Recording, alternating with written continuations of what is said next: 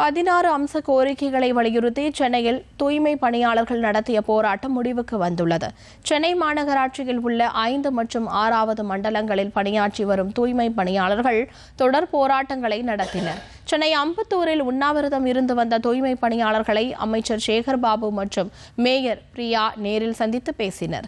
இதனையடுத்து பழச்சாறு கொடுத்து பெண் தூய்மை பணியாளர்களின் உண்ணாவிரதத்தை அமைச்சர் சேகர்பாபு முடித்து வைத்தார். பின்னர் செய்தியாளர்களிடம் பேசிய அமைச்சர் சேகர்பாபு, இம்மாத இறுதிக்குள் தூய்மை பணியாளர்கள் சென்னை மாநகராட்சியின் கீழ் பணி அமர்த்தப்படுவார்கள் என்றார். இந்த பொங்கல் தூய்மை பணியாளர்களுக்கு மகிழ்ச்சியான பொங்கலாக இருக்கும் என்றும் அவர் கூறினார்.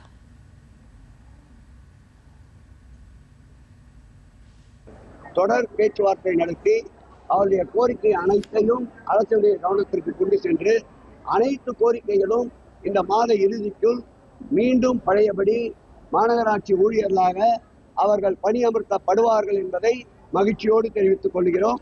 இந்த பொங்கல் இந்த பணியாளர்களுக்கு, தூய்மை பணியாளர்களுக்கு மகிழ்ச்சியான பொங்கலாக இருக்கும்.